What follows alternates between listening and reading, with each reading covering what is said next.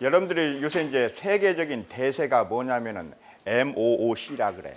MOOC라는 게 뭐냐면은 매시브 오픈 온라인 캠퍼스라 해가지고 오늘 너희들이 강의를 하면 이거를 갖다가 그 온라인에 올려놓으면 전 세계 사람들이 다 볼 수 있도록 그래서 지금 촬영하고 있거든요. 그러니까 이게 12번, 몇 번이야? 14번 아마 다 촬영을 할 거예요. 그러니까 여러분들이 처음에 오면은 다 앞에 와서부터 이렇게 채워서 앉아주세요. 알겠죠? 뒤에 와서 이렇게 막 왔다 갔다 하면은 이게 이제 학교 망신시키는 거니까 이게 이제 언제일 거라고 그렇게 보면 되고요. 오늘 강의는 이제 여러분들에게 산업공학 개론이다 이제 이런 강의를 하려고 그러는데 이제 그 교재는 여러분들이 이제 그 설명한 대로 요 책으로 한다고 이렇게 받았죠? 메일을. 자, 봅시다. 그런데 이제 여러분들에게 먼저 강의를 드리기 전에 강의를 잘 듣는 방법을 소개하고 강의를 진행하도록 하죠. 과거의 강의는 강사는 지원이고 수강자는 관객이다 그러는데 현대 강의는 둘 다 뭐가 돼야 된다고요? 지원이 돼야 되는. 지원이 되려면 어떻게 해야 되느냐? 잠깐 멈추고 그 다음에 생각을 한 다음에 강사 말이 맞으면 받아들이고 틀리면 뭘 하셔야 돼요? 질문들을 하셔야 스타가 됩니다. 알겠죠? 그래서 여러분들이 이제 질문을 해야 되는데 여러분들이 질문들을 잘 안 하기 때문에 내가 이렇게 계속 강의를 하면서 질문을 하려고 그래요. 알았죠? 그 다음에 이제 여러분들이 이제 기본적으로 한번 질문을 해봅시다. 여기 우리 앞에 있는 학생이 왜 공부를 해야 되나요? 예? 왜 공부를 해야 되냐고?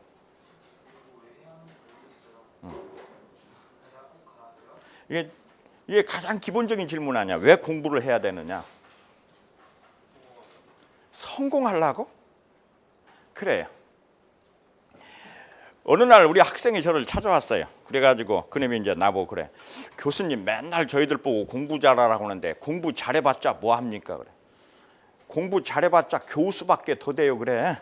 응? 그래서 내가 웃으면서 야 이놈아 알아야 면장하지. 너 그러면서 면장이 무슨 뜻인 줄은 아냐 그랬어요. 알아야 면장하지의 면장이 1번 같다는 사람 손들. 1번. 면의 최고 책임자. 2번. 왜 손들 안 들어? 2번. 3번. 4번. 근데 이제 여러분들이 이제 잘 알겠지만 이제 공자님의 아들이 누가 있냐면은 이 리라는 아들이 있어요. 이님이 공부를 더럽게 안 한 거야. 그러니까 이제 공자님이 그 아들을 불러다 놓고 뭐라고 했느냐? 알아야 면면장을 한다 이렇게 얘기를 하셨어요. 근데 우리나라 사람들이 앞에 면자를 빼버리고 뒤에 장자를 길장자로 바꿔가지고 그냥 시골 면장으로 생각해버린 거예요. 알았죠? 이게 무슨 뜻이에요? 이 장자가 무슨 장자예요 이게? 담장 장자야. 그래서 담장을 대하고 있는 것 같이 답답함을 면한다. 알겠죠? 그게 이제 여러분들이 적어도 이 세상을 살면 때 뭐를 믿으면 안 된다고? 상식을 믿으면 안 돼. 알겠죠? 상식이라는 건 항상 우리가 오류를 범할 수 있다는 거예요. 그러니까 항상 뭐 해야 되느냐? 배워서 정확한 지식을 가져야 된다. 가져야 된다. 그러면 우리가 왜 배워야 되는지 전 세계 대학, 전 세계에서 최고의 대학이 어느 대학이에요? 하버드 대학. 하버드 대학에 가면 뭐라고 돼 있어요? 베리타스. 이거 베리타스는 무슨 뜻? 진리. 세계 두 번째 대학이라고 하는 예일 대학은 뭐라고 돼 있어요? 룩스 에트 베리타스. 룩스는 무슨 뜻? 빛과 진리. 그 다음에 서울대학은 뭐라고 돼 있어요? 베리타스 룩스메야. 진리는 나의 빛. 고려대학은 자유와 정의와 진리. 연세대학은 진리와 자유와 수호. 이화여대는 진리와 선미. 이 6개 대학에 다 들어있는 게 뭐예요? 진리. 2개 대학에 들어있는 게 뭐야? 자유. 그러면 진리와 자유는 어떤 관계에 있느냐? 예수님께서 뭐라고 말씀하셨어요? 진리가 너희를 자유케 하리라. 그러면 공부를 왜 하느냐라고 물으면 뭐라고 대답해야 돼? 진리를 탐구함으로써 무엇을 얻는 거? 자유를 얻는 거. 어떤 자유? 여러분들이 공부를 잘하면 유학을 갈 수 있는 자유, 대학원에 들어갈 수 있는 자유, 좋은 회사에 취직할 수 있는 뭐가 얻어진다고? 자유가 얻어져요. 그것이 성공하고 성공할지 안 할지에 대해서는 모르지만 일단 뭐는 얻어진다고? 자유가 얻어진다. 자유가 얻어진다. 그럼 우리를 진실로 자유케 하는 진리란 무엇이냐? 공자님께서는 또 말씀을 하십니다. 뭐라고? 성상근 습상원이라고. 성상근은 무슨 뜻이냐면 사람은 태어날 때 비슷하게 태어난다. 그런데 학습을 통해서 차이가 난다. 인간은 처음부터 태어날 때 양반과 쌍놈으로 태어나는 게 아니라 교육을 통해서 양반과 쌍놈으로 갈라지는 것이다. 알겠죠? 이게 이 세상에는 두 종류의 인간이 있다면 하나는 뭐야? 교육받은 인간과 교육받지 않은 인간. 알겠죠? 이것은 타고나는 것이 아니라 학습을 통해서 이루어진다. 그러면 인간이라는 게 얼마나 존귀하냐? 미국의 잡지 와이어드에서 엽기적으로 산출해 봤어요. 어떻다고? 이렇게 해보니까 인간이 도대체 인체 조식을 다 팔면 얼마더라고? 540원. 540원. 그러니까 대머리가 머리카락이 하나 없어가지고 이식하는데 얼마야? 5,000원. 그러니까 머리가 총 몇 월이야? 10만 원. 그러니까 머리값만 얼마야? 5억 원. 이빨이 하나 없어가지고 임플란트 하는데 얼마야? 300만 원. 이게 34개니까 1억 200. 다 합치면 얼마더라고? 540원. 근데 여러분들이 태어나려면 정자가 몇 마리가 쏟아져요? 5억 마리. 그 5억 마리가 죽기 살기로 뛰어가지고 그 중에 한 마리가 되죠. 그런데 이게 한 번에 되는 게 아니잖아. 그래서 정자가 인간이 될 확률이 얼마라고? 640억 분의 1. 그렇죠? 엄청난 확률을 가지고 태어나죠. 그러니까 여러분들이 인간이라는 건 어떤 차이가 있느냐? IQ가 높은 사람은 뭐가 낮아요? EQ. EQ가 높은 사람은 SQ. 사회성. 사회성까지도 높은 사람은 뭐가 낮아? MQ. 도덕성. 그래가지고 5대까지 다 합치면 JQ. 잔머리까지 합치면 인간은 다 똑같다는 거죠. 알겠죠? 네? 그러니까 여러분들이 이제 그래서 우리가 이제 가장 중요한 거는 뭐냐면은 다이아몬드하고 흑연은 성분이 같아요, 틀려요? 같죠. 둘 다 뭐야? 카본이지. 가공하면 뭐? 다이아몬드. 가공 안 하면 흑연. 우리가 공부 잘하는 애를 뭐라고 그래? 컴퓨터 같다 그러잖아. 컴퓨터의 주성분이 뭐야? 실리콘. 그렇잖아.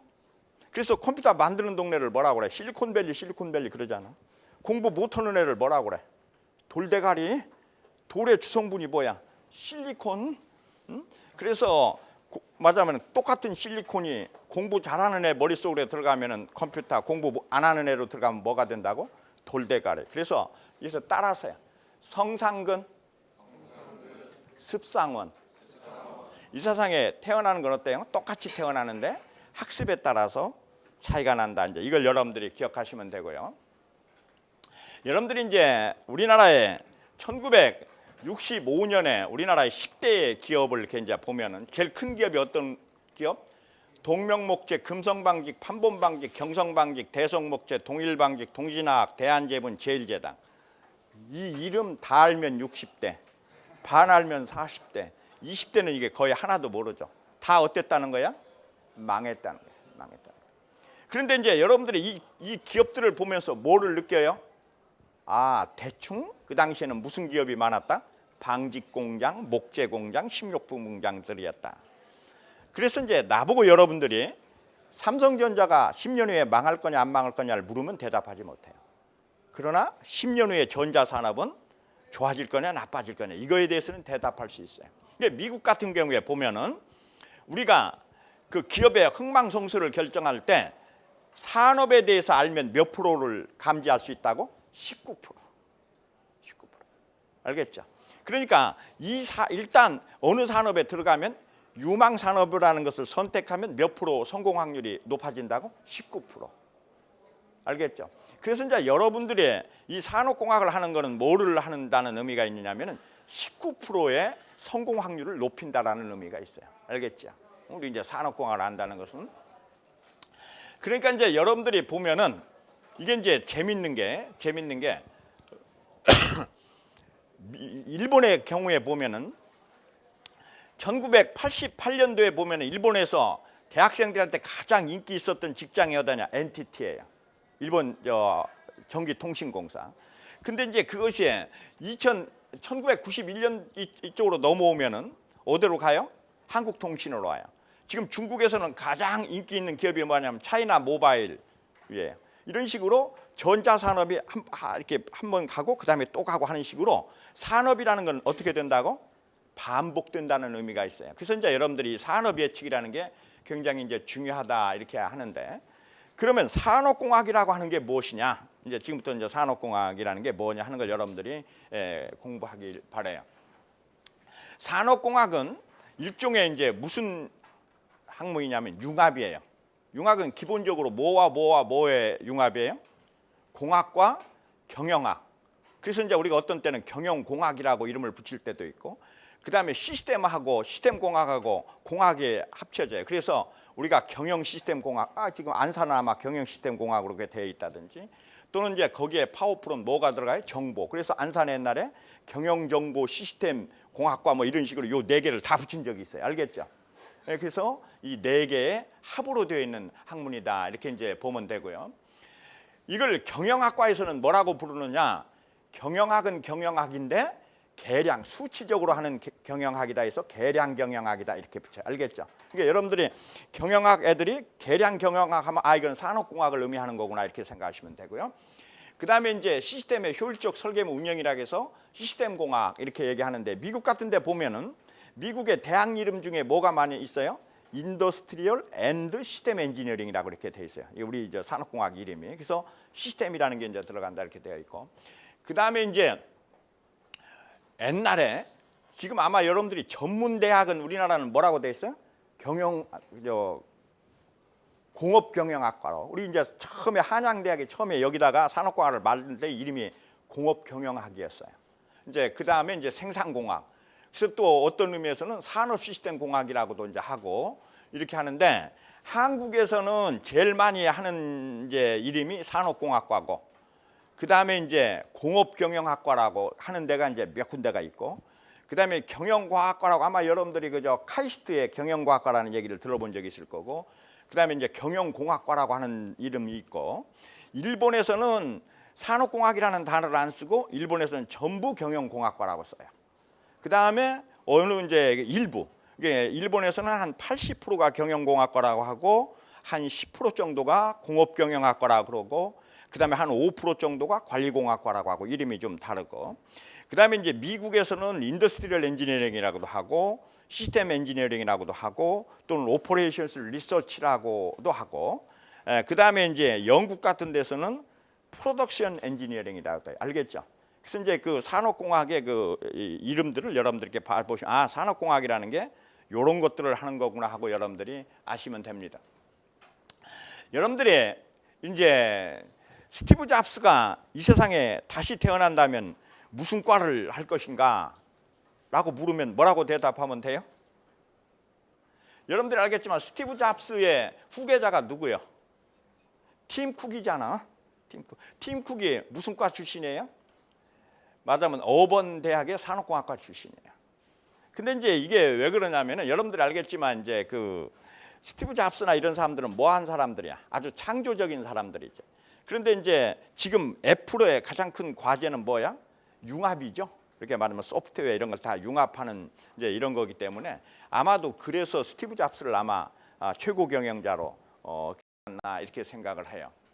그다음에 이제 이 산업공학과 출신으로 유명한 사람이 누구냐 하면은 크라이슬러라고 하는 사람이 있어요. 크라이슬러를 구원한 사람으로 아이아코카라고 하는 사람이 리 아이아코카가 있는데, 이 사람이 말하면 리하이 대학에서 산업공학을 전공한 사람이에요. 그러니까 여러분들이 이제 리하이 대학에서 한 사람이 있고, 그다음에 이제 전 세계적으로 진짜 산업공학을 한 사람이 누구냐? 이게 이제 누구냐면 도요다의 오노 다이치라고 하는 사람인데, 이 사람은 산업공학, 이제 이 사람이 일본의 경영공학, 아까 일본은 경영공학회라고 그랬죠.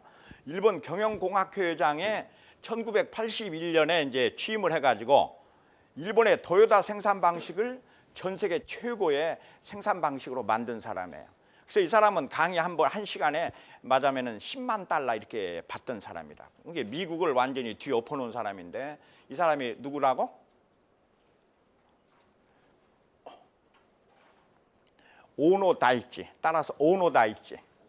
그러니까 이제 여러분들이 이렇게 산업공학에 이렇게 나중에 이제 요거 하나하나 다 배우겠지만 오노 다이치라는 사람이 있다 이렇게 보시면 되고요. 우리 이제 우리나라에서는 누가 있어요? 산업공학 출신으로 현대자동차의 누구?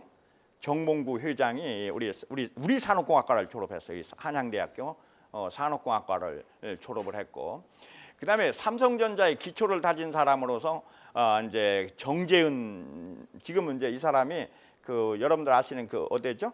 그 이마트 신세계 지금 이제 회장으로 있는데, 이 정재은이라는 사람이 이게 컬럼비아 대학에서 산업공학으로 석사를 받은 사람이고, 중앙일보의 홍석현이 이제 회장이 이게 산업공학을 전공한 사람이에요. 그래서 이제 우리 지금 산업공학과가 왜 교롱을 받느냐? 요 사람 때문에 교롱을 받아요.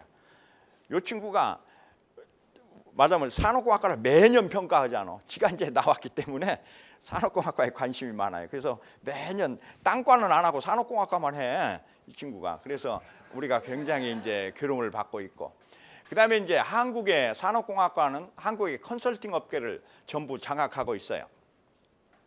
이제 그 한국 능률협회 컨설팅의 김종립 말하자면 대표가 이제 여러분들의 직속 선배고, 그 다음에 이 생산성본부의 회장으로 있는 최동규 회장이 산업공학과 출신이고, 그 다음에 이제 이 사람은 그 JMAC라고 한국 말하자면 일본 능률협회 한국 지사장 부회장을 하는 정철아도 산업공학과를 나왔고, 그 다음에 네모 ICG 대표는 유원호 산업도 한양대학을 나왔고, 여러분들이 이제 말하자면은 그 능률협회나 이런 컨설팅 회사에 가면은 대부분 약 한 50%에서 60%가 우리 산업공학과 출신이다. 우리 한양대학교 산업공학과 출신이라고 보면 거의 틀림이 없다, 이렇게 이야기할 수 있고요. 지금 창조경제 양대 주역으로 이제 누가 있냐면은 미래창조과학부 장관을 하는 최문기 장관이 산업공학과 출신이에요. 이 사람이 이제 그 카이스트 대학원 산업공학과 석사, 고려대학교 산업공학과 석사를 한 사람이고, 그다음에 이제 청와대 미래전략 수석으로 있는 윤창번이, 이 사람이 또 맞으면 이 사람은 아예 서울대학에서 산업공학을, 이 양반은 학부에서는 수학을 하고 대학원서부터 산업공학을 한 사람이고, 이 사람은 아예 그냥 학부서부터 산업공학을 한 사람인데, 이 지금 창조경제 양대 주역이 산업공학과 출신이다, 이렇게 이제 보시면 되고, 여러분들이 이제 이 30대 기업의 CEO의 전공을 대충 보면은 가장 많은 게 이제 경영학, 그다음에 경제학, 이거는 뭐 당연한 거고, 행정학까지 많은 거. 공대 중에서는 1등이 화학공학이고 2등이 기계공학이고 3등이 산업공학이에요. 왜냐하면 딱 말하면 이런 탁과는 어때? 전기공학과는 과외 숫자가 우리보다 몇 배 많아, 한 두세 배 많다는 걸 감안하면은 산업공학이 굉장히 그 비율이 높다는 걸 아마 여러분들이 짐작을 할 수 있을 거라고 생각해요. 그리고 우리 산업공학과 졸업생들의 진로를 보면은 이제 좋은 학교, 나쁜 학교로 나눠서 볼 수 있는데, 좋은 학교 애들은 주로 어디로 가냐면은 학계나 연구소 이런 데로 가고, 그 다음에 이제 여러분들 아는 이제 경영관리, 이게 기획실도 한 24%, 제조업으로 20%, 정보통신 분야로 한 15% 이제 이렇게 가고, 그 다음에 이제 지방대학 애들은 주로 공정관리, 교직, 기획, 품질, 원가, 정보 뭐 이렇게 쭉 해가지고, 이 산업공학은 어떤 의미에서는 약간 뭐를 띠고 있어요? 잡학적 요소를 가지고 있어요. 그러니까 말하자면은 오라는 데는 별로 없지만 갈 데는 많은 과, 뭐 이런 식, 이제 약간 이런 약간 그 잡학적 소질을 가지고 있다, 이렇게 얘기할 수 있어요. 그 다음에 이제 그 2010년에 2월에 졸업생 대상 6월에 의료보험 취업률을 보면은 1등이 사회복지학과, 2등이 토목, 3등이 경영정보, 4등이 산업경영공학과. 근데 산업공학과는 대체적으로 취업률 랭킹에서 맞으면은 1등에서 한 10등 내에 매년 한 번도 빠진 적이 없이, 이게 뭐는 잘 된다? 취업은 잘 된다. 나중에 가서 이제 월급은 얼마 받는지는 몰라도 취업은 잘 되는 과다, 이렇게 보시면 되고요. 한양대학교 산업공학과는 2012년 작년에 보면은 산업공학과 전공 취업률을 보면은 얼마? 91.1%, 전국 1등입니다. 그래서 이제 전국 1등이고 뭐 K대, Y대 이제. 그런데 이 취업률이라는 게 꼭 말하자면 여러분들의 미래를 보장하는 거 아니니까, 취업도 어때요? 좋은 취업이 있고 나쁜 취업이 있으니까 이제 어쨌든 그럼에도 불구하고 취업률은 좋은 과다, 이렇게 되어 있고, 이 전문가 배출을 보면은 우리 한양대학이 대학이 이제 서울대학에서 한양대학이 2등인데 교수 배출이 한 55명 정도. 그게 이제 전체적으로 이렇게 보면은. 그다음에 이제 30대 그룹의 임원은 1등. 그다음에 책임 연구는 이제 이 연구는 좀 작은데 뭐는 1등이에요? 임원은 1등이다. 이렇게 되어 있습니다. 그다음에 이제 이거 산업공학과의 전 세계적인 랭킹을 보면은 이제 조지아텍 맞으면 이제 조지아텍이 맞으면 미국에서 1등. 그다음에 이제 유니버시티 오브 캘리포니아 버클리, 퍼듀, 그다음에 미시간, 그다음에 텍사스 A&M, 노스웨스턴 유니버시티, 스탠포드, 버지니아 포리텍, 펜실바니아 스테이트 유니버시티, 유니버시티 오브 위스콘신 앤드 메디슨. 요 정도가 전 세계에서 괜찮은 대학이다. 그러니까 여러분들이 이제 그런 것 정도는 한번 봐두는 게 좋고. 그다음에 이제 미국의 대학별 학과별 미국의 대졸 초임을 보면 1등이 화공이고 2등이 기계, 3등이 전기, 산업공학이 한 4등 정도 이렇게 되는 걸로 되어 있습니다. 근데 대체적으로 4등에서 한 5등 정도. 근데 이제 이게 화학공학이 왜 불멸의 1등이냐? 화학공학은 뭐가 있어요? 잘못하면 폭발할 위험 같은 게, 위험수단 같은 게 굉장히 높아요. 그리고 화학공장은 이제 뭐가 있냐면 여러분들 아시겠지만 비료공장 같은 데 이런 거는 뭐가 돼서 완전 자동화가 돼가지고 사람이 몇 명이 필요하지 않아. 공장 자체가. 이제 그런 거를 이제 뺀다고 하면은 산업공학과가 굉장히 그 높은 레벨에 있다는 걸 여러분들이 알 수 있을 거고, 독일의 경우는 산업공학과가 독일 전체에서 1등입니다. 이제 여러분들이 독일 전체에서 1등이다 이렇게 이제 보시면 되고요. 그다음에 21세기 인기 직업을 노려라 이렇게 했을 때 여기 보면은 떠오르는 직업하면 뭐라고? 금융 선물 전문가, 음악 치료사, 그다음에 경영 컨설턴트, 소송 마케터, 관광 기획가, 그다음에 중소기업 진단사, 안전산업 전문가, 시간 연구가. 요 몇 개 중에 8개 중에 4개가 산업공학 관련 분야입니다. 그다음에 2015년 10대 유망 직업 하면은 여기 이제 보면은 4등으로 뭐가 들어가 있어요? 경영 컨설턴트.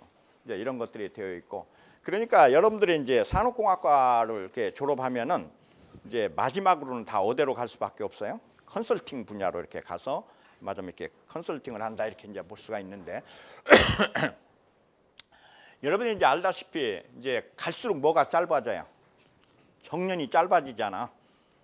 그래가지고 이제 미국의 MBA들이 가장 선호하는 취업 분야 하면은 이게 이제 2010년대만 해도 제일 인기 있던 데가 어디예요? 맥킨지, 보스턴 컨설팅 그룹 전부 컨설팅 회사들이에요. 근데 이제 요새는 바뀌었지. 요새는 이제 구글이나 이제 이렇게 바뀌었는데도 아직도 맥킨지나 이쪽이 굉장히 높다 이렇게 보면 됩니다. 그래서 이제 여러분들이 미국의 로스웨스턴 켈로그 스쿨의 졸업생의 MBA 취업 분야를 보면 1등이 어디예요? 컨설팅, 투자은행 뭐 이런 식으로 되어 있다는 걸 여러분들이 이제 보시면 되고, MIT, 미국의 MIT 하면은 공과대학 아니에요? 공과대학 졸업생 중에 약 18% 또는 21% 제일 많은 애들이 어디로 진출한다고? 컨설팅 분야로 진출한다. 이제 이렇게 이제 보시면 되고요. 그래서 이제 여러분들이 2011년 이렇게 테크 컨설팅 폼 랭킹을 보면은 이제 미국에서 제일 1등이 부치 앨런 앤드 해밀턴, 그다음에 스마트로닉스, 뭐 디트로이트 뭐 이런 것들이 쭉 있는데, 이제 볼트 컨설팅 회사의 랭킹을 보면은 뭐 이게 이제 굉장히 다른데, 이제 우리나라에도 이제 들어와 있는 것들 중에 이제 하나가 이제 맥킨지라든지 보스턴 컨설팅이라든지, 특히나 이제 우리 여학생들은 나중에 취업을 할 때 제일 좋은 분야 중에 하나가 이 컨설팅 분야예요. 왜냐하면은 이 외국 컨설팅 분야, 우리나라 남자들은 외국 컨설팅 분야에 가는 걸 별로 바람직하지 않은데 여자들은 가는 게 좋은 게, 왜 여자들은 왜 좋아요? 첫째, 외국 회사는 남녀 차별이 없잖아. 근데 뭐는 있어? 위에 이제 유리천장이 있잖아. 그러니까 예를 들어서 외국 회사기 때문에 나중에 사장 되기는 어렵죠. 그러니까 남자들은 가는 건 그렇게 바람직하지 않은데 여자들은 가서 뭐 몇 년 동안 돈 잘 벌고 뭐 이렇게 하는 데는 이게 최고니까 이건 이제 여러분들이 가도 좋다 이렇게 얘기할 수 있고요. 그래서 이제 그 볼트닷컴의 글로벌 컨설팅 기업 순위를 보면은 이게 맨날 이제 매년 바뀌니까 아시아 쪽에서 보면은 맥킨지, 베인앤컴퍼니, 부치앤컴퍼니, 올리버 와이만, 에이티 커니 뭐 이런 것들이 지금 우리나라에 이게 대부분 지금 우리나라에 다 들어와 있으니까 지사가 이렇게 생각하시면 됩니다. 그다음에 이제 여러분들이 이제 아는 바와 같이 이 산업공학이라는 거는 아까 뭐라고 그랬어요? 퓨전 학문이다 이렇게 얘기했는데, 처음에 이제 이 산업공학이 이제 공학교육의 이제 이런 패턴에서 처음에 이제 그 공학교육의 구조의 시대에서 기계의 시대로 또는 전기의 시대, 정보의 시대, 사회공학 시대로 이제 가면서 이게 1700년대에 1차 산업혁명이 일어났을 때, 기계화 혁명이 일어났을 때 공학적인 어프로치를 하다가 2차 세계대전, 이제 2차 산업혁명에서 자동화 혁명이 일어났을 때는 산업공학은 경영학과 공학의 만남, 그러다가 3차 산업혁명, 정보혁명이 나면서 여기 이제 정보학하고 경영학, 공학 이게 세 개가 만나다가 요새는 이제 4차 산업혁명이 일어나면서 퓨전 혁명이 일어나면서 여기에 이제 인문학이 가미된. 그래서 이제 산업공학은 여러분들이 이제 산업공학의 전체 과목을 보면은 약 4분의 1 정도가 뭐야? 공학적인 거, 4분의 1 정도가 경영학적인 거, 4분의 1 정도가 정보공학적인 거, 4분의 1 정도가 인문사회학적인 요소. 알겠죠? 이렇게 이제 섞여져 있다. 그래서 이제 아까 얘기한 대로 나쁘게 얘기하면 잡탕, 좋게 얘기하면 뭐야? 퓨전 학문이다. 이렇게 이제 보시면 돼요. 그래서 예를 들자면은 얼마 전에 내가 현대중공업에 갔는데 현대중공업의 이제 인사부장이 이제 나를 보고 그래요. 교수님, 저희가 이번에 그 신입사원을 4분기를 산업공학과를 뽑았습니다. 그래서 내가 조선회사에서 무슨 산업공학이 이렇게 많이 필요하냐 그랬더니 산업공학이 두루두루 쓸모가 있다는 거예요. 알겠죠? 그러니까 안전 쪽에다 갖다 놔도 되고 자재에다 갖다 놔도 되고 시간 연구에다 갖다 놔도 다 이렇게 해서 두루두루 쓸모가 있다. 이렇게. 그래서 이제 산업공학은 크게 이제 나누면 이제 이 고전적 산업공학이 있는데, 고전적 산업공학에는 공장 관리라는 게 있어요. 그래서 이제 공장 관리에는 가장 중요한 요소가 뭐냐면 좋은 품질을 값싸게 제 날짜에 이런 이 세 가지 과제를 한다. 그래서 좋은 물건은 품질 관리고, 값싸게는 원가 관리고, 그다음에 제 날짜에는 공정 관리고, 그다음에 이제 그걸 뭐를 가지고 자재, 그다음에 설비, 그다음에 사람. 그래서 이 산업공학은 기본적으로는 이제 제조업의 경우에는 두 개가 있는데, 하나는 1차 관리, 또 하나는 2차 관리에서 1차 관리에는 뭐 품질 관리, 그다음에 뭐야 원가 관리, 그다음에 공정 관리, 그다음에 2차 관리로는 자재, 설비, 노무, 요 세 가지. 이것을 주로 다루는 학문이다. 이렇게 보면 되고요. 그래서 이제 그런데 여러분들이 이제 산업공학은 큰 흐름이 두 개가 있어요. 여러분들이 이제 이걸 통해서 이제 배우는데 큰 흐름이 있는데, 하나는 이제 아까 공장 관리에서 시작한 게 있고, 하나는 이제 시스템이라고 하는 게 이제 시작을 한 게 있는데, 여러분들이 이제 알겠지만 1940년대에 이제 2차 세계 대전이 일어났어요. 2차 세계 대전이라 여기 이제 나중에 다시 이제 자세히 이제 배우는데, 그때 이제 그 독일군이 영국을, 런던을 이렇게 폭격을 했다고. 그래서 이제 영국을 폭격을 할 때 맞으면 방어망을 어떻게 칠 거냐. 그래가지고 그때 이제 그 물리학자인 브라케트 교수가 이제 단장이 돼가지고 심리학자, 수리물리학자, 수학자, 천체물리학자, 일반 물리학자, 측량사, 연락장교 이런 사람들로 구성을 해가지고 그 문제를 풀었다고. 그것은 이제 그러면서 그 이름을 뭐라고 붙였냐면은 Operations Management Research다 이렇게 붙였어요. 근데 이 Operations라는 게 우리나라 말로 번역하면 무슨 뜻이냐면 작전. 이게 이제 작전 연구다 이런 식으로 이름을 붙여가지고 이걸 해결을 했다고. 그래서 이제 이 사람들이 그 다음에 이제 또 하나의 문제는 뭐냐면 유보트 문제예요. 유보트 문제는 뭐냐면은 그 독일군 그 잠수함들이 유보트라는 게 이 상선들을 이제 공격을 한단 말이에요. 그래서 구축하면서 쟤네들 어떻게 격침할 거냐라는 이제 이것이 일종의 이제 게임 이론인데, 이게 이제 도입이 되면 이제 됐고, 그다음에 이제 B-29 이제 폭격기 문제가 이제 있었고, 그래가지고 이제 이것이 2차 세계대전이 끝나니까, 2차 세계대전이 끝나니까 이제 그때 맞으면 군대에 이제 근무하던 아까 얘기한 대로 뭐 수학자, 물리학과 이런 사람들을 놀릴 수가 없으니까 나중에 이제 미국에서 유명한 랜드 코오퍼레이션이라는 그 랜드라고 하는 그 회사를 만들었어요. 그 랜드 회사에서 이제 뭘 했냐면 이 산업공학 연구를 했어요. 그래갖고 이제 그 사람들이 연구한 거를 산업체에 보급하기 시작했다고. 알겠죠? 그래서 이제 이쪽을 우리가 뭐라고 부르냐면 시스템 공학이라고 불러. 알겠죠? 그다음에 이제 인더스트리얼이라고 하는 거는 이제 여러분들의 이제 그 이제 맞으면 테일러라든지 이런 사람들이 이제 나타나서 나중에 얘기하지만 요 둘이 합쳐져. 그래서 산업공학은 딱 가르면은 이쪽에 맞으면 시스템 엔지니어링 분야가 있고 이쪽은 뭐가 있다고? 인더스트리얼 엔지니어링 분야가 있어요. 그래서 이제 미국의 그 산업공학과 이름이 디파트먼트 오브 인더스트리얼 앤드 시스템 엔지니어링이라고 되어 있다고. 알겠죠? 그래서 이제 이쪽이 시스템 엔지니어링이에요. 그럼 이제 시스템 엔지니어링이라는 건 어떤 어프로치를 하느냐 이렇게 이제 보면은 이게 이제 리얼 월드야. 리얼 월드. 이제 네이처하고 이제 인간, 이게 자연하고 인간이라고 하는 리얼 월드가 있으면 이것을 갖다가 여기서 이제 뭐를 만드냐면은 시스템을 만들어요.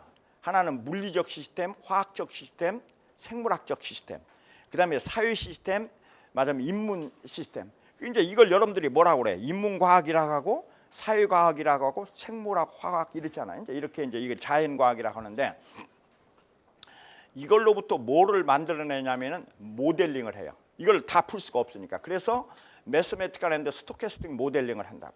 그러니까 이제 확정적일 때는 수학 모델로, 비확정적일 때는 확률 모델로 만들어 가지고 요거를 갖다가 우리가 이제 디퍼런스 앤드 디퍼런셜 이퀘이션, 그러니까 이제 이거를 정차 또는 미분방 정식으로 만들어 가지고 요걸 여러분들이 이제 배웠는지 모르겠는데 라플라스 트랜스폼이라고 하는 이제 트랜스포밍을 해요.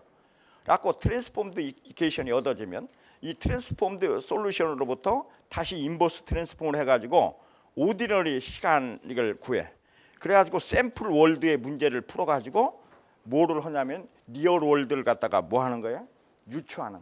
그러니까 산업공학이라고 하는 거는 뭐냐면은 왜 시스템 공학이라고 하냐면은 이 자연 또는 인간 시스템을 뭘로 만들어요? 수학적 모델링을 만들어가지고 그 수학적 모델을 풀어가지고 거기서 근사회를 구해가지고 리얼 월드에 대해서 뭐를 한다고? 추정, 검정 이런 걸 하는 이게 모델링을 가지고 있어요. 그래서 여러분들이 이제 이 우리 산업공학에서 이제 배우는 것들은 이제 모델링, 맞으면 이 모델링 갖다가 뭐 리니어 프로그래밍, 이게 맞으면 LP, 리니어로 할 거냐, 맞으면 난 리니어로 할 거냐, 아니면은 스토캐스틱으로 할 거냐, 뭐 이런 것들을 하고요. 그래서 이제 이렇게 하는 이게 산업공학적 해법은 이런 것이다 이렇게 얘기하면 되고요. 그 다음에 이제 여러분들이 지금 이제 고민 중에 이제 하나다 하고 한번 이제 물어봅시다. 재미로. 경영학보다 산업공학은 범위가 큰가 작은가요? 크다고 생각하는 사람 손 들어. 산업공학이 경영학보다 범위가 크다, 작다. 그래요. 둘이 다 맞아요. 근데 이제 왜 그러냐면은 아까 산업공학은 공장 관리라는 입장을 취하면 어때야 돼? 경영학은 전체를 취급하고 우리는 공장 관리니까 당연히 어때요? 작겠지. 근데 이것이 시스템이라고 하면은 이건 큰 거야. 알겠죠? 그러니까 자, 봐. 국가가 있고 그다음에 아까 이제 자동차 산업 하면은 현대자동차보다 큰 거야, 작은 거야? 크죠? 산업이니까. 알겠죠? 자동차 산업 하면은 큰 거라고. 그래서 이 산업공학은 경제학하고 여기에 들어가는 산업공학이 있고 경영학 밑으로 들어가는 공장관리학이 있어요. 알겠죠? 그래서 이 관점이 전혀 달라. 알겠죠? 이 산업공학이라고 하는 거는 기업 경영을 다루는, 경영학은 기업을 다루는 학문인데 그거보다 우리는 자동차 산업이니까 클 수도 있고 그 밑으로 들어가서 현대자동차의 울산 공장을 다룬다는 측면에서는 작다고 할 수도 있어요. 알겠죠? 그래서 이제 여러분들이 그런 거를 명확히 이해를 해야 된다. 그러면 이제 한국의 산업공학의 연역을 보면은 어떤 영역을 볼 수 있느냐 이렇게 이제 얘기할 수 있는데 산업공학은 1952년에 충주 비료 공장이 우리나라에 처음에 세워질 때 사람들이 이제 품질 관리에 대해서 얘기들을 했어요. 그러다가 1958년에 이제 대한양회, 그러면서 1959년에 한국의 생산성 보고, 그래서 여러분들이 지금 우리나라 산업공학에 맞으면 본산이다 하면 일단은 어디를 든다고? 한국 생산성 본부. 알겠죠?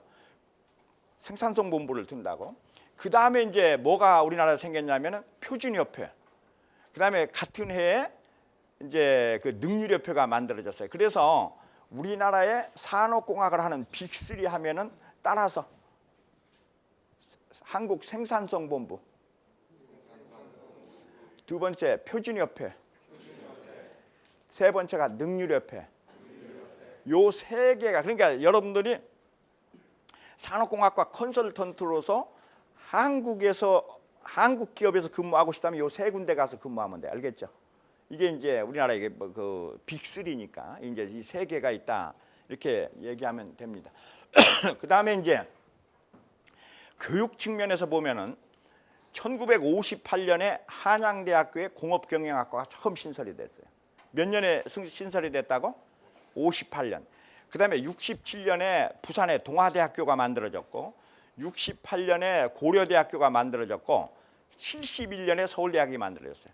그래서 우리 이제 한양대학이 몇 년 동안 약 13년 동안 독과점을 했어. 이게 처음에. 그래서 아까 우리 왜 한양대학교 출신이 왜 교수가 굉장히 많지 않다는 55명이나 되는 게 이때 1기, 2기, 3기 중에 교수 온 사람들이 굉장히 많아. 지금 이제 다 은퇴들 했지만 이 사람들이 그렇게 했고, 그 다음에 1973년에 한국과학원의 산업공학과가 이제 신설이 됐고, 지금 전국적으로 70여 개 대학이 있고 약 학생이 한 3,000명 정도가 있다. 이렇게 보면 되고요. 그 다음에 이제 우리나라의 산업공학 학회로는 한국공업경영학회, 대한산업공학회, 한국경영과학회, 대한인간공학회, 한국경영공학회, 한국군사오활학회 뭐 이런 것들이 있다. 그 다음에 연구소로는 국방관리연구소, 그 다음에 이제 육해공군의 본부에 가면 체계분석연구실 이런 것들이 있다. 이렇게 볼 수가 있어요. 그래서 이제 여러분들이 대체적으로 우리나라의 이제 산업공학은 이제 이렇게 발전이 됐고 하는 걸 여러분들이 이제 대충 감을 잡기 바래. 그 다음에 이제 이건 여러분들 이제 교재로 쓸 거다 이렇게 이제 보면 되고, 여러분들이 이제 가장 이제 중요한 얘기를 하려고 그러는데, 이 녀석아, 점쟁이는 대개 학부에 무슨 과 출신이 많냐? 많을 것 같냐? 예? 심리학과? 왜 심리학과에 점쟁이가 많냐? 이제 여러분들이 알겠지만 이 점을 친다는 건 이제 미래를 예측한다는 거는 거의 불가능하죠. 그런데 이제 그런데 왜 이게 가능하냐면은, 이게 이제 미래를 예측하는 게 가능하냐면은 이 시간의 축이 빙빙빙빙 돈다는 거야. 이렇게. 이게 역사는 우리가 돈다고 그러잖아. 반복된다고 그러잖아. 그래서 무슨 과 출신이 제일 많냐면은 역사학과 출신이 점쟁이가 제일 많아요. 이게 이제 예를 들자면 너희들이 뭐 토인비라든지 요새는 이제 같으면 이제 폴 케네디라든지 이런 사람들이 뭐냐면은 로마 제국의 흥망을 보니까 미국은 망할 것 같아, 망할 것 같지 않다. 알겠죠? 이런 식으로 예측을 한다. 그러니까 이제 이 역사하는 사람들은 왜 옛날에 맞으면은 뭐 당군 시대, 아니 당군 시대라면 옛날에 뭐 세종 시대 뭐를 보니까 요새 또 뭐하고 반복이 된다든지 이제 이런 식으로 해서, 그래서 여러분들이 인간에서 가장 필요한 세 가지 거울 중에 마지막 거울이 무슨 거울이냐면 역사 거울이에요. 역사 거울. 그래서 그 역사책의 마지막에 무슨 자가 많이 붙어 있냐면 이 감자가 많이 붙어 있어요. 이게 예를 들어서 자치통감, 동의보감. 이 감자가 무슨 감자냐면 거울 감자야. 그러니까 이 거울 감자라는 건 뭐냐면 과거를 비춰서 미래를 내다본다 이런 뜻이야. 알겠죠? 그래서 이제 이 역사라는, 그래서 여러분들에게 이 산업공학을 배우는 방법이 이제 두 가지가 방법이 있는데, 산업공학을 이렇게 체계적으로 정리하는 방법이 있지만 또 하나는 편연사적으로 이렇게 늘어놔 가지고, 그러니까 이거는 역사책이에요. 알겠죠? 우리나라의 말하면은 그 우량 기업들이, 전 세계 우량 기업들이 어떻게 이렇게 말하면 경영 혁신을 해왔느냐라는 이거를 가지고 여러분들에게 이제 보여주면, 여러분들이 이제 여기서 아주 유의해야 될 거는, 여기는 꼭 뭐가 중요하냐면 연도가 중요해. 알겠죠? 몇 년도에 뭐가 일어나고 몇 년도에 뭐가 일어나, 이게 편연사적으로 봐가지고, 그래서 이제 여러분들이 마지막에 여러분들이 뭐를 외우면은 이 책은 끝나냐면은 뭐를 외우면 이 책이 끝나냐면 여러분들이 거기에 384페이지에서 385페이지 한번 보세요. 384페이지, 385페이지를 보면은 이게 생산관리 역사 연표다. 이건 이제 산업공학 역사 연표다 이렇게 보시면 돼요. 알겠죠? 그래가지고 제일 먼저 이제 1776년에 뭐가 나와요?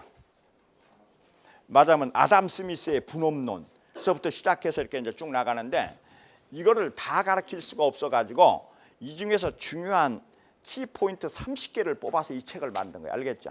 그래서 이제 제일 처음에 누가 나온다고?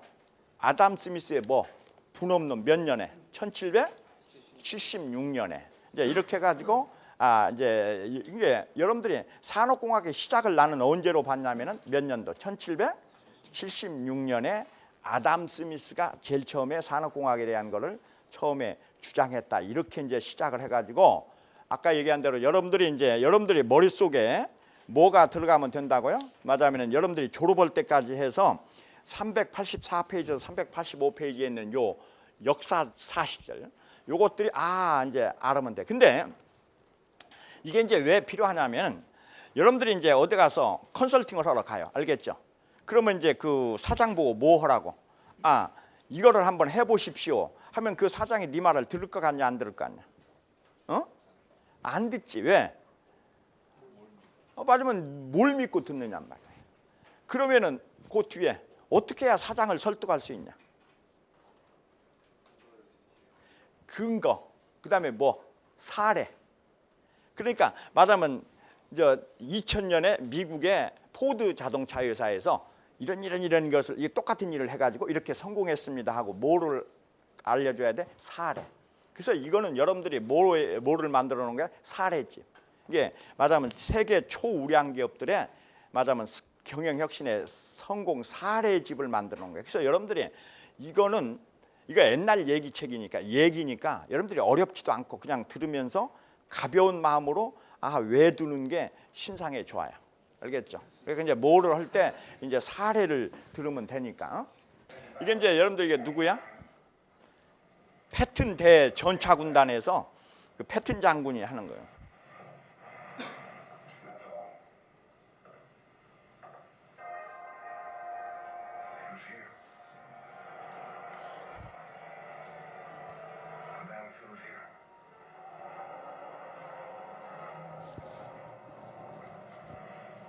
그러니까 이제 여기서 이 사람은 뭘 하냐면 칼타고 전쟁에서 맞으면은 어떻게 이 사람들이 상륙을 하고 뭐 이런 거. 그런 게 여러분들이 중요한 거는 기본적으로 맞으면 그 전 세계 우량 기업들이 어떻게 경영 혁신을 해왔느냐라는 걸 알아야 딴 사람들을 뭐 하는 데 쓸 수 있다고? 설득 논리가 된다는 거예요. 그게 아주 이제 중요하다 이렇게 얘기를 하고. 이 경영 혁신이라고 하는 거는 어떤 것이냐? 이거는 뭐가 없다? 정형화된 틀이 없어요. 노화이를 알아야 되고, 노화이를 알려면은 노후, 후를 알려면 페어, 노펜.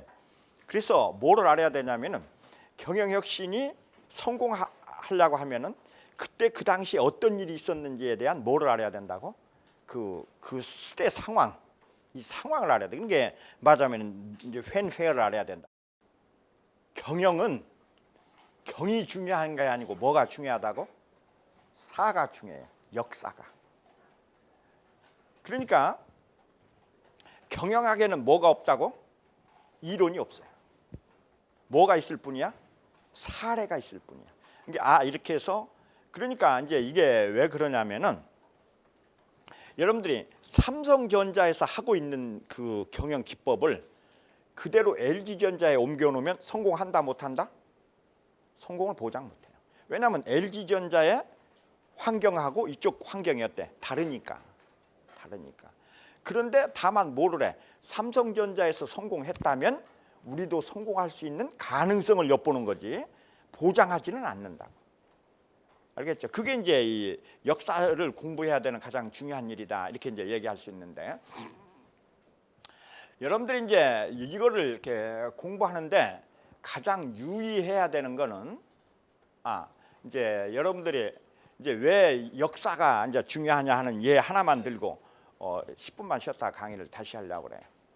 여러분들이 보면은 요 녀석아 일본의 지금 저 그 국무총리가 누구니?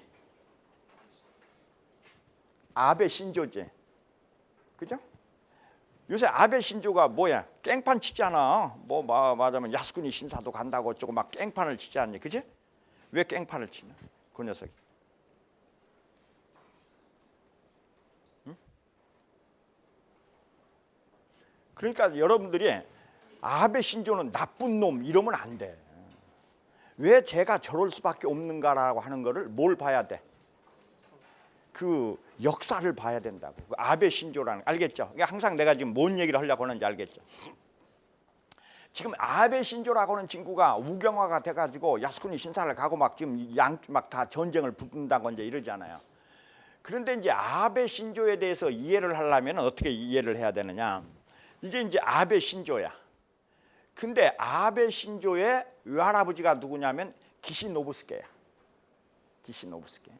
그 외할아버지가 기시노부스케라는 사람이 어떤 사람이냐면은 일본에서 전범, A급 전범 20명 중에 한 명이야. 뭔 말인지 알겠죠? 그래갖고 일본의 국무총리를 했던 사람이라고. 그러니까 그 야스쿠니 신사는 왜 문제가 됐니? 거기에 이제 전범들을 갖다가 거기다가 이렇게 해놓은 거잖아. 그럼 아베는 그 외할아버지한테 가는 거야. 뭔 말인지 알겠어? 그러니까 내가 우리 외할아버지의 신사에 가는 걸 왜 딴 사람들이 방해를 놓느냐, 이런 생각을 가지고 있어요. 그러면은 일본의 아베 신조라고 하는 사람은 또 이게 이제 아까 이제 기시 노부스케가 그렇게 아베 신조를 예뻐했다고 그래. 이렇게 어렸을 때부터 그랬는데, 여러분들이 일본을 이해를 하려고 하면은 일본의 이런 것들을 다 이해를 하려면은 일본의 사조 비밀 동맹이라는 걸 이해를 해야 돼요. 사조 비밀 동맹이라고 하는 건 뭐냐? 일본에 이제 그 여러분들 알겠지만 임진왜란 이후에 일본의 정권을 누가 잡았냐? 도쿠가와 이에야스가 잡았잖아. 덕청 가강이. 그래가지고 이제 이렇게 쭉 이제 한 300년 내려왔단 말이야. 내려왔다고. 그런데 이제 이게 이제 너희들이 이게 좀 비극적인 얘기인데, 그때 이제 도쿠가와 이에야스가 이제 그 말하자면 임진왜란 때 이제 그 일본 장교들이 와서 한국에서 뭘 잡아갔냐? 도공들을 잡아갔지 않냐? 그 도공들을 잡아갔다고. 근데 이제 도공이라면은 그때 당시에 도공은 지금으로 얘기하면 뭐하고 똑같아? 반도체 기술자란 말이야. 그 당시 이제 전 세계에서 도자기를 구울 수 있는 나라가 중국하고 우리나라밖에 없으니까, 중국이 이제 그래서 여러분들이 도자기를 차이나라고 그러잖아. 밖에 없었다고. 그러니까 일본 애들이 이제 맞아 우리나라에 와서 뭐를 잡아갔어? 반도체 기술자들을 다 잡아갔다고. 그래가지고 얘네들이 어떻게 했냐면은 요 조슈번이라고 하는 데하고 히젠번이라는 데하고 사스마번, 이 사스마에 가면 사스마 약기가 있고 히젠번에 가면은 그 이제 그 도자기, 조슈번은 이제 그 하기약기가 이제 있는데, 얘네들이 여기서 뭐를 했냐면 도자기를 구웠어요. 그래가지고 그것을 어떻게 했냐면은 유럽에 수출을 했어요.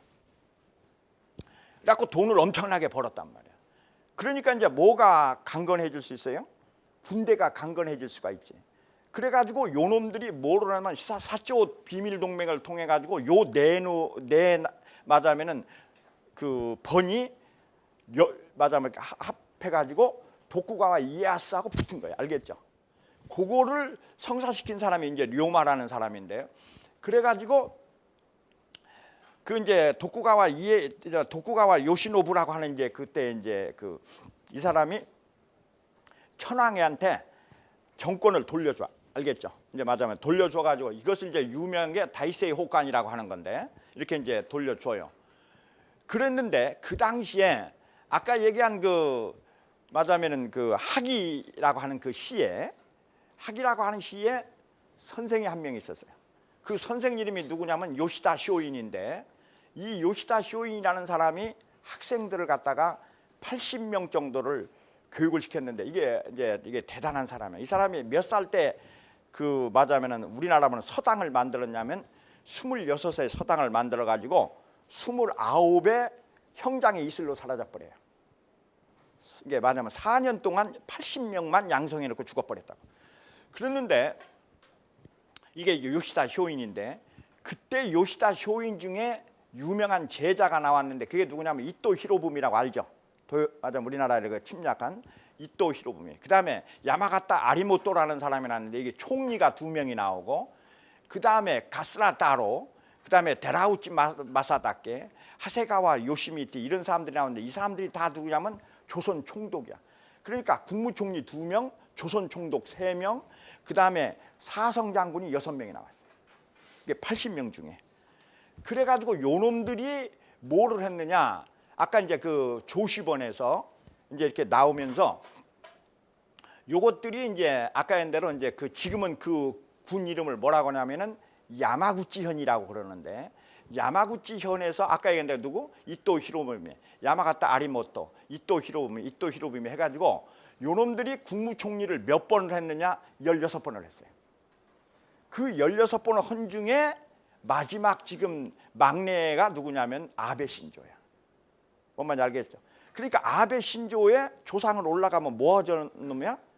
한국의 조선 침략의 원흉들, 알겠죠? 얘네들의 자손이라고.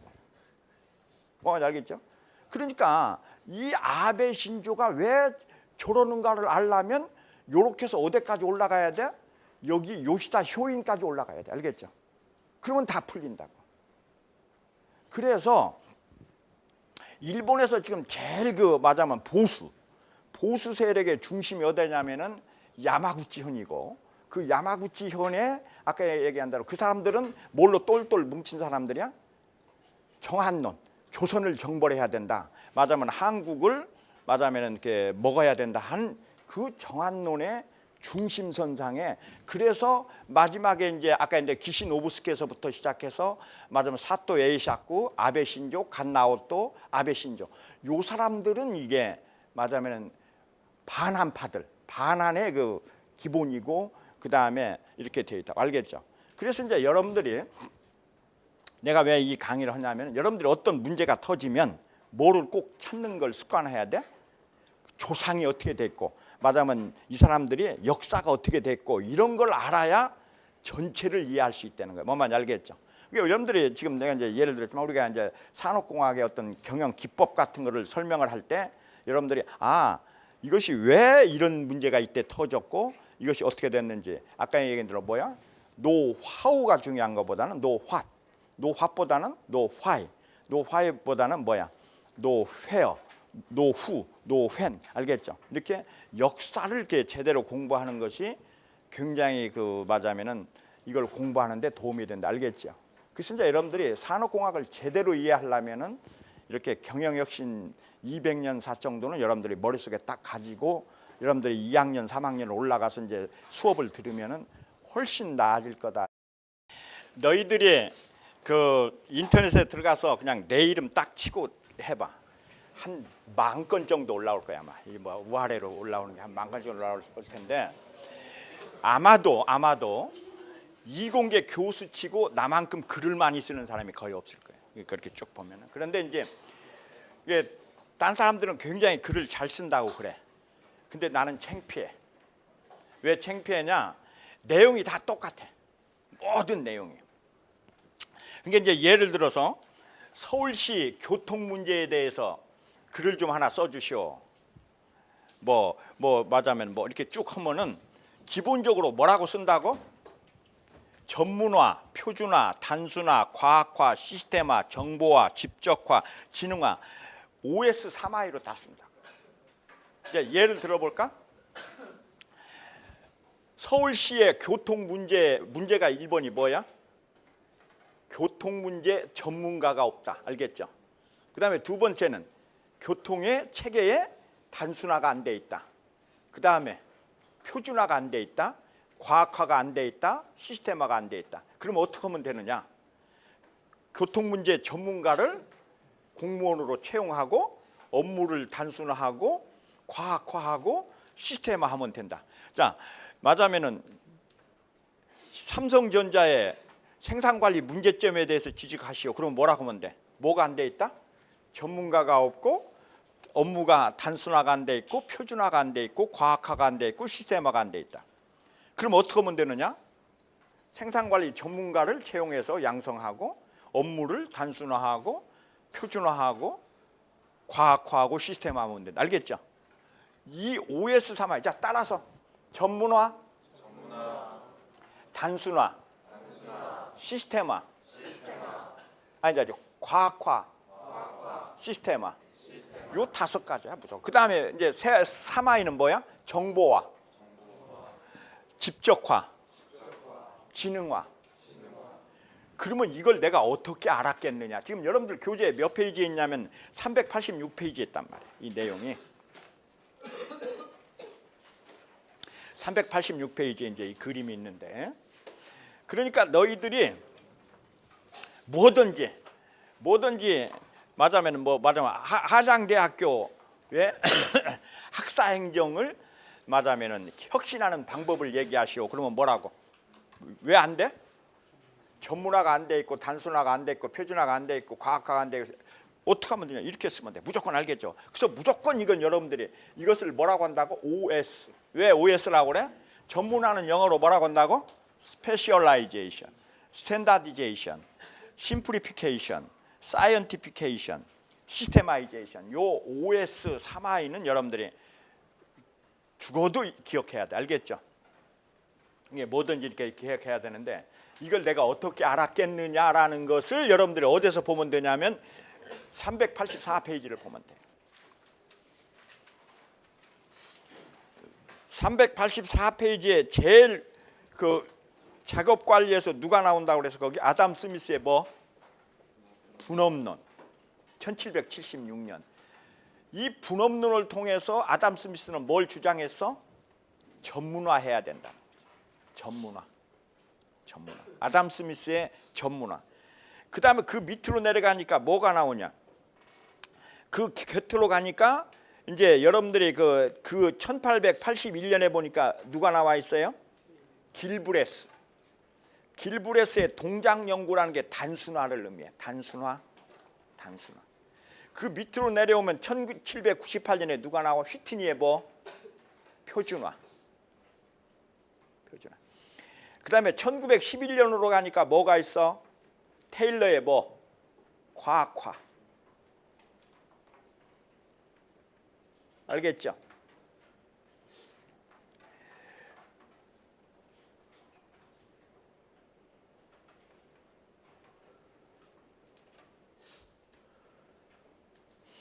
그래서 요거를 어떻게 얻어냈냐면 요 표를 축약시켜 놓은 거야. 알겠죠? 8개로. 이제 이게 8개로. 그래서 이제 여러분들이 이건 이제 이걸 배우는데 그래서 이제 아까도 얘기했지만 이게 이제 몇 페이지로 가면은 여러분들이 몇 페이지로 가시면 되냐면은 20페이지로 가면 뭐가 나와 있어? 제2장 아담 스미스의 뭐? 분업론과 뭐? 전문화. 그 다음에 29페이지에 보면은 제3장 휘트니의 뭐? 표준화. 그래서 이게 편연사로 이렇게 쭉 나와 있는 게 그냥 이걸 그대로 나간 거예요. 알겠죠? 그래서 이제 이걸 자세하게 이제 설명을 할 텐데 우리가 이제 그래서 여러분들이 중요한 거는 요 연도 요걸 여러분들이 꼭 기억해야 돼. 알겠죠? 아, 이게 몇 년도에 이런 문제가 터지고 이게 이제 이렇게 터졌겠구나. 이게 이제 연도를 이렇게 쭉 기억해 주는 게 좋아요. 그 연도를 기억하는 게 좋고 그러면 이제 여기서 전문화라고 하는 거 뭐냐? 이게 나중에 다음 시간에 이제 자세히 배우겠지만 우선 간단하게만 배우면 전문화라는 건 뭐냐? 옛날에는 그 이제 그 여러분들이 경제학의 아버지 하면 누구를 드니? 아담 스미스의 무슨 책? 국부론. 그 국부론이라는 책은 뭐냐면은 어떻게 하면 국가가 부해줄 수 있느냐? 이 녀석아, 국가가 부해지려면 어떻게 하면 부해질 수 있냐? 국가가 부해지려면 어떻게 하면 부해질 수 있어? 응? 생산성이 높으면 되지. 그러니까 그래서 아담 스미스의 이제 생산성을 높이는 방법으로 아담 스미스는 뭘 주장했어? 분업론. 그 분업론을 보면은 혼자서 핀을 만들면 하루 몇 개를 만든다? 1000개를 만든다. 1000개를 만든다. 그런데 10명이 18개 공정으로 분업 생산을 하면 48,000개를 만든다. 자, 혼자서 1000개 만드니까 10명은 몇 개를 만들어야 돼? 10,000개. 근데 분업으로 하면 얼마를 만들더라? 48,000개. 분업의 효과가 몇 배다? 4.8배다.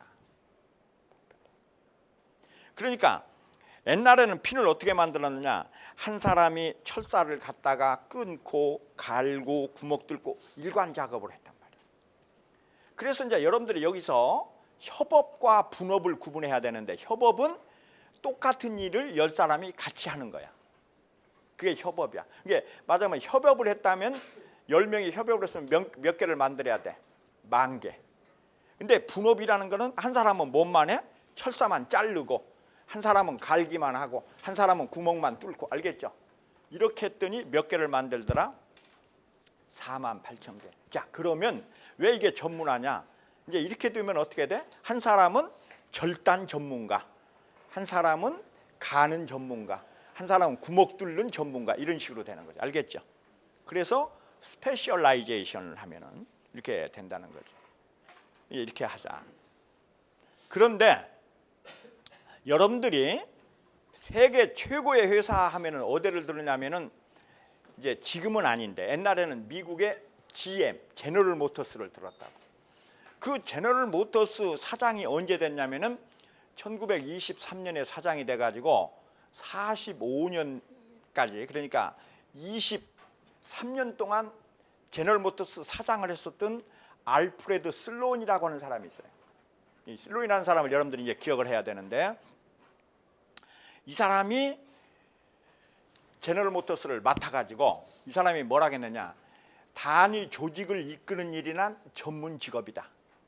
전문 직업이다. 그러니까 예를 들어서 우리 한양대학의 회계과, 그러면 회계 전문가, 맞아면 학사과, 학사 전문가, 이런 식으로 뭐를 만들어야 된다? 전문가 집단을 만들어야 된다. 전문가 집단을 만들어야 된다. 그렇게 해야 효율이 높아진다. 그래서 미국의 최고의 자동차 회사 제너럴 모터스를 이룬 사람. 근데 이제 너희들이 이 슬로이라는 사람이 어디 출신이냐면은 MIT 출신이야. 그래가지고 자기의 MIT에다가 비즈니스 스쿨을 만들었는데, 그 비즈니스 스쿨 이름이 뭐냐면 슬론 스쿨이야. 알겠죠? 그래서 미국의 이제 비즈니스 스쿨 중에 제일 좋은 게 와튼, 그다음에 하버드, 그다음에 슬론 하는데, 이게 한 3번째 정도 가는 그 MBA를 만들어. 그래서 여러분들이 이제 MIT의 MBA 이름이 뭐라고? 슬론 스쿨. 이건 누구를 기려서 한 거냐면은 이 알프레드 슬론을 기린 건데, 이 사람의 가장 큰 주장은 뭐라고? 모든 사람이 다 뭐가 돼야 된다? 전문가가 돼야 된다. 알겠죠? 전문가가 돼야 된다. 그 얘기에 이제 덧붙여서 너희들도 뭐 해야 된다고? 전부 뭐가 돼야 돼? 전문가. 그러니까 너희들이 뭐를 받아야 됐고, 산업공학과의 학사증보다 더 중요한 게 뭐야? 기술 자격증. 맞으면 공정관리 기사, 품질관리 기사, 맞으면 정보처리 기사, 이런 기사 자격증. 알겠지? 그게 전문가니까. 전문가를 돼야 된다고. 그러니까 이제 너희들이 요새는 무슨 시대야? 전문가 시대지. 전문가 시대지. 그러니까 이제 요새 뭐 변호사, 의사 뭐 이렇게 해가지고 너희들이 최소한 뭐 하나는 붙어야 돼? 사자 하나는 붙어. 정 안 되면 뭐라도 해야 돼. 부동산 중개사라도, 알겠지? 사자를 꼭 붙여야 된다 하는 걸 여러분들이 이제 기억하고요. 그러니까 이제 너희들한테 이제 예를 들어서 우리나라의 전문 지금 재래시장들 있지 않니? 재래시장을 개혁하시오. 그러면은 제일 먼저 뭐라고 해? 무조건 전문화하라고. 알겠죠? 지금 우리나라의 이 재래시장들이 왜 다 망하냐? 왜 망해? 왜 망하냐는 걸 여러분들이 알아야 돼요. 자, 이마트에 가면 어때요? 물건이 어떠냐? 다양하냐 안 하냐? 다양하죠. 깨끗하냐 더럽냐? 깨끗해요. 다 좋잖아. 그런데 시장 바닥에 가면 더럽고 추접하고 뭐하고 하잖아. 그렇다면은 시장 바닥이 사는 방법은 뭐밖에 없어? 물건 가격이 싸야 되지 않냐? 싸려면 어떻게 해야 싸지냐? 골고루 다 놔가지고는 안 싸지지. 그럼 어떻게 해야 싸져? 대량 구매를 해야지. 근데 시장이 대량 판매가 되냐 안 되냐? 안 돼요. 대량으로 하려면 어떻게 하는 수밖에 없어? 한 가지만 해야지. 알았어요? 그러니까 노량진 뭐야? 수산물 시장, 가락동 농수산물 시장, 경동에 양령 시장, 이런 식으로 한 가지만. 이게 동평화에 뭐야? 맞으면 옷장사, 옷만 이렇게. 그러면 되잖아. 그렇게 해야지 이걸 다 늘어. 그게 무조건 뭐라면 뭐라고 해야 돼? 전문화시오. 전문화시오. 전문화라는 건 뭐를 의미하느냐? 선택과 집중을 의미해. 알겠죠? 항상 여러분들이 이제 산업공학의 화두 중에 하나가 뭐라고? 선택과 뭐? 집중. 전문화. 다 똑같은 얘기야. 어? 전문화. 똑같은 얘기라고. 그 다음에 이제 여러분들이 알아야 되는 거는 두 번째가 뭐라고 그랬어? 표준화. 표준화. 표준화. 표준화. 이제 여러분들이 아는 이제 누가 있니? 진시황. 진시황은 나쁜 사람이냐 좋은 사람이냐? 응? 이제 진시황은 뭐 하는 걸로 유명한 사람이야? 분서갱유로 유명한 사람 아니야. 그러니까 진시황이 중국을 통일해 놓고 보니까 나라마다 뭐가 달라? 글자가 다르단 말이야. 그래서 소전체라고 하는 표준 한자를 개발해서 나눠줬어요. 근데 이 사람들이 써 안 써? 안 쓴다. 아, 우리 제 나라 한자가 더 나은데? 아니면 우리나라 뭐 이제 위나라 한자가 더 나은데? 그러면 어떻게 할 수밖에 없어? 그 책들을 다 거둬서 불사지르고 또 빡빡 우기는 친구들 죽일 수밖에 없죠. 그래서 중국을 뭐 한 거야? 통일한 거야. 이게 이제 표준화를 한 거지. 그래서 그 중국의 그 넓은 나라가 한 나라 말을 쓰게 된 거라. 알겠죠? 이게 이제 표준화가 가장 중요한 과제죠. 그러니까 이제 여러분들이 이제 잘 알겠지만, 자, 생산성을 높여라. 딱 하면 뭐 하면 돼? 첫째는 뭐? 전문화. 두 번째는 표준화. 그러니까 여러분들이 이제 그 맥도날드라는 데를 한번 가보자. 응? 이제 맥도날드를 가보면.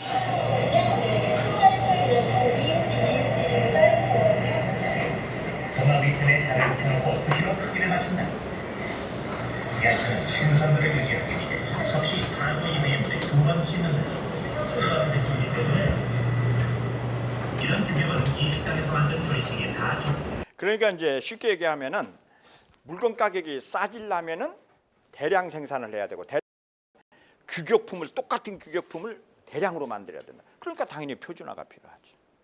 이제 그 다음에 이제 여러분들의 이제 그 어머니라고 하는 누가 있어요? 길브레스.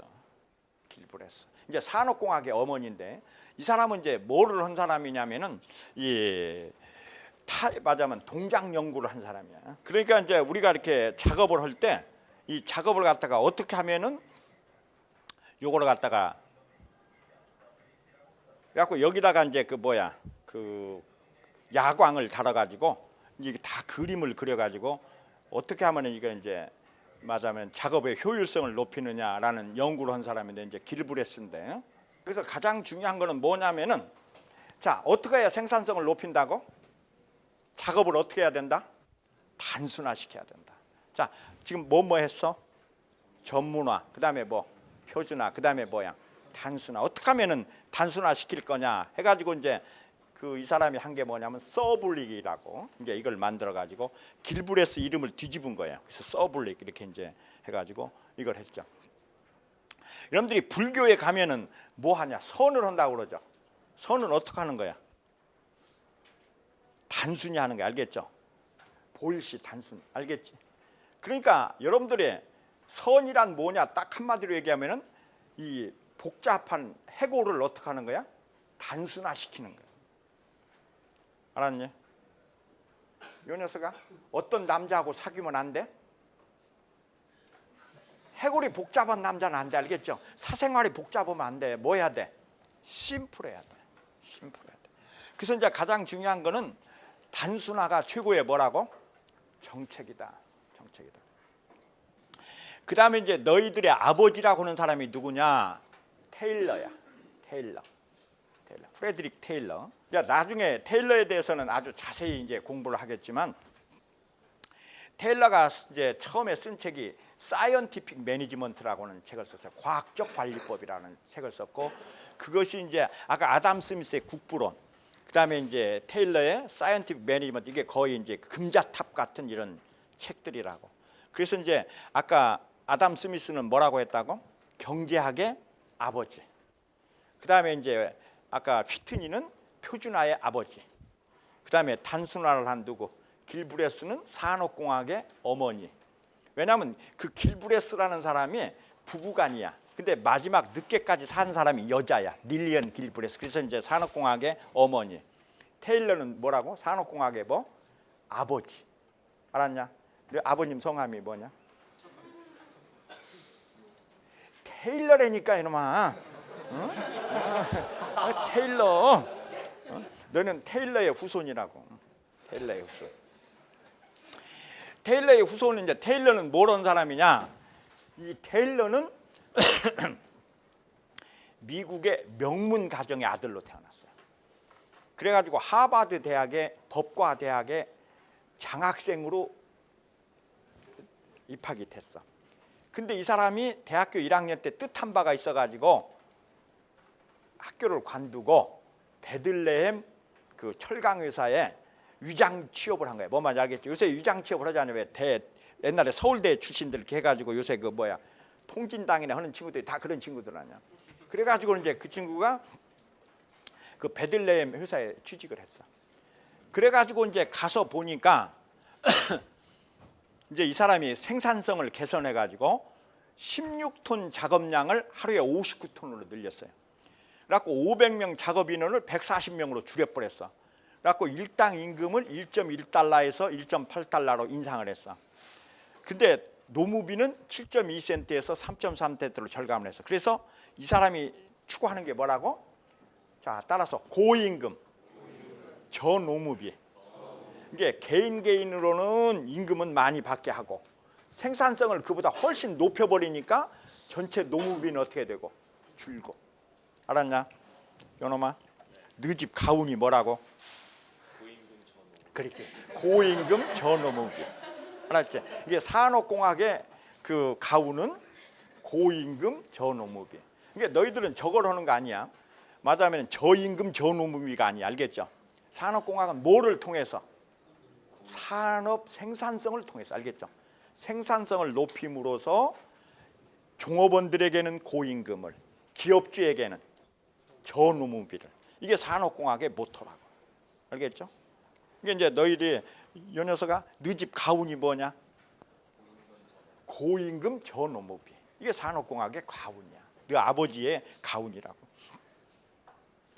이제 그렇게 했는데 이제 이거를 갖다가 이 포드라고 하는 사람이 자동차 회사를 이제 만들었는데, 포드가 이 자동차 회사를 만들었는데, 그러면서 뭘 했느냐? 컨베이어 벨트라는 걸 만들어냈단 말이야. 컨베이어 벨트를. 컨베이어 벨트를 만들어내 가지고 어떻게 했느냐? 자, 이 컨베이어가 이제 흘러가요. 그럼 이제 자동차가 흘러가. 그러면 작업자들은 거기 서 가지고 나는 뭔만 해? 나는 바퀴만 달고, 나는 헤드라이트만 달고. 이렇게 하니까 이게 바로 뭐냐? 아까 이제 분업하고. 그다음에 자동차는 맞아면 T카라고 하는 자동차 한 종만 생산해. 그런 게 뭐를 했어? 단순화. 그다음에 부품은 뭐를 해? 표준화. 그다음에 작업을 과학화해. 그래서 자동차를 생산하는데 어떻게 했느냐? 이제 그렇게 하다 보니까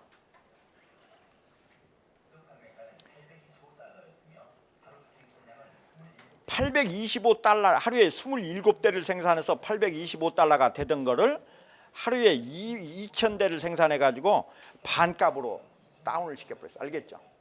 그래 가지고 모든 사람들이 다 뭐를 타게 만들었어? T카를 타게 만들었다. 알겠죠? 이제 이걸 뭐라고 한다고? 시스템화. 자, 다시 아담 스미스의 뭐 전문화, 휘트니의 표준화, 길브레스의 단순화, 그 다음에 테일러의 과학화, 포드의 시스템화. 이것이 이제 기본적인 산업공학의, 그래서 이제 이게 나온 거죠. 그래가지고 1921년대에 미국의 전체 자동차를 거의 맞으면은 60% 이상을 포드차로 바꿔버렸어요. 싸게 이제 바꿔버렸다고. 그랬는데 이제 이 포드차가 왜 망하게 됐느냐? 포드차가 왜 망하게 됐느냐? 요 녀석아, 벌 중에 최고의 벌이 뭐냐? 벌 중에 최고의 벌. 군대 가보면 하잖아. 뭐 부동자세지, 원산 폭격, 뭐 이렇게 가만히 놔두고. 그다음에 이제 두 번째 벌이 뭐야? 단순 반복 작용이지. 열차 이거 아니야? 똑같은 거 반복시키는 거지. 자, 자동차 회사에 바퀴 다는 사람의 입장이 돼봐. 아침에 출근하면 뭐야? 바퀴 갖다 달고, 바퀴 달다 달고. 너무 지루함이 생기죠. 그러면 이제 뭐가 스트레스를 받는 거지. 이 단순. 그래가지고 세상을 때려 엎고 싶은 생각이 든단 말이야. 그래서 이제 이것을 개선하기 위해서 너희들이 아는 스웨덴의 볼보사에서는 어떻게 했느냐? 생산을 열심히 했어. 그래갖고 옛날에 뭐를 다 뜯어버렸어? 컨베이어 벨트를 다 뜯어버리고 10명 보고 뭐라고? 당신네들은 오늘 하루에 자동차 한 대만 조립하고 가시오. 그러면 어제는 헤드라이트 달았다, 오늘은 바퀴라도 달고, 이런 식으로 조금 바꿔서 잡을 노테이션하니까 살 것 같지 않아? 그 다음에 이제 두 번째는 이제 이런 것들이 나오는데, 그 다음에 이제 아까 누가 등장한다고? 슬로이라는 사람이 이제 등장하는데, 이 세상 여자들이 제일 싫어하는 게 뭐냐? 자기 친구가 자기하고 똑같은 옷 입는 거지. 어느 날 옷을 딱 입고 왔는데 자기 친구가 자기하고 똑같은 옷 입고 그 다음 날은 그 재수없다고 그 옷은 일생 동안 안 입잖아. 그런데 이제 문제는 뭐냐면 남자들이 제일 싫어하는 게 뭐냐? 남자들이 제일 싫어하는 게 자기보다 쫄자가 자기하고 똑같은 자동차 타는 거야.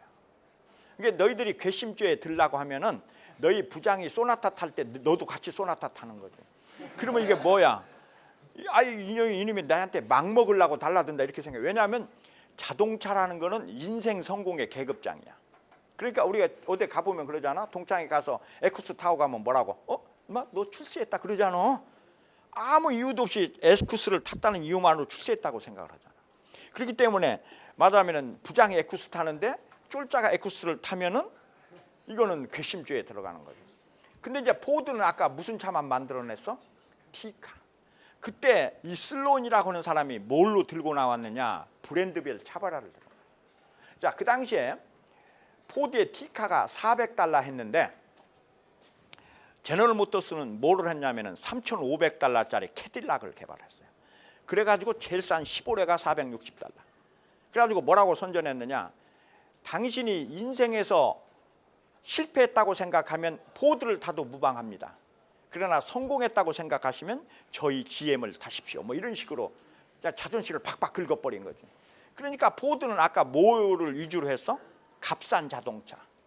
그랬는데 이제 사람들이 먹고 살만해지니까 뭘 찾아? 남보다 다른 뭔가 썸씽 디퍼런트한 걸 찾기 시작하는 그때 이제 썸씽 디퍼런트한 걸로 들어간 거예요. 그게 이제 차별화 전략이지. 알겠죠? 그래서 이제 여러분들이 이제 상품학에서 A, B, C, D 할 때 A는 뭐라고? 어트랙티브 해야 돼. B는 베터 해야 돼. C는 치프 해야 돼. D는 뭐야? 디퍼런트 해야 돼. 차별해야 돼. 뭔가 썸씽 디퍼런트 해야 돼. 그러지 않으면은 소비자를 못 끌는다고. 그것을 누가 성공했어요? GM이 성공한 거죠. 자, 이렇게 해서 나간 거예요. 그래서 이제 여러분들이 이제 이런 것을 통해서 이제 이 말하자면 경영혁신 200년사를 이렇게 쭉 공부를 하다 보면은 이제 그것들이 이제 쭉 나와요. 알겠죠? 그래서 이제 아까 얘기한 대로 제일 처음에 1776년에 뭐부터 나와요? 전문화. 이제 그렇게 하면서 기업들이 어떻게 경영혁신을 하느냐. 그러니까 이제 너희들이 누가 와서 뭔 얘기를 하면 제일 먼저 뭐 하라고? 전문가부터 양성하시오. 두 번째는 업무를 표준화하시오. 그 다음에 업무를 단순화시키시오. 그 다음에 업무를 뭐해? 과학화하시오. 그러면 이제 여러분들이 알아야 되는데 요 뒤에 있는 녀석아, 과학이라는 게 뭐니? 과학. 너희들 왜 그러잖아. 그거 과학적이 아니야. 응? 저거는 과학적이야. 이렇게 얘기잖아. 또는 공학적이야 뭐 이러잖아. 과학이 뭔지 아니? 과학이 뭔 줄 아는 분? 과학.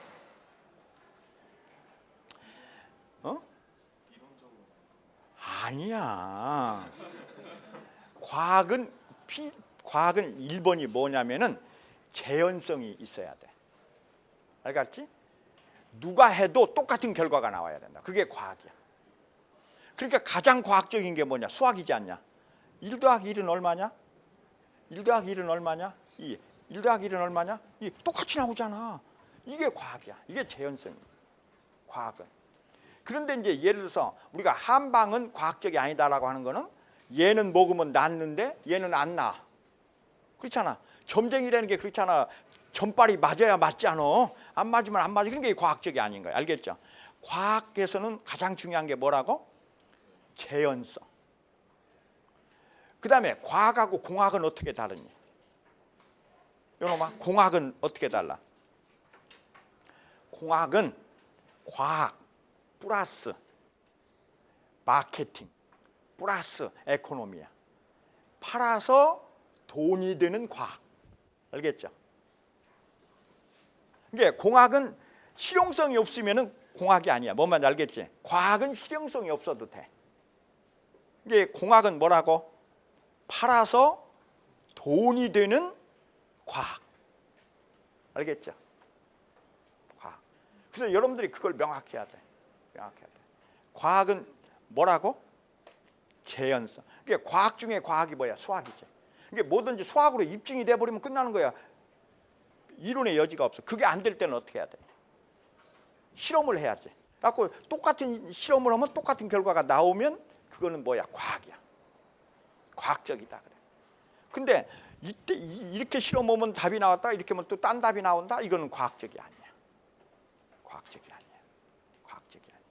알았죠? 그래서 이제 맞으면은 여러분들의 이제 아버지가 뭘 하셨다고? 과학적 관리법, 사이언티픽 매니지먼트란 말이야. 사이언티픽 매니지먼트.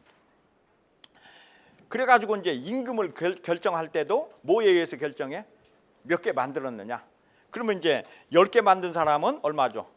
10,000원 주고, 20개 만든 사람은 20,000원 주고, 맞으면 30개 만든 사람은 30,000원 주고, 이런 식으로 과학적이란 말이야.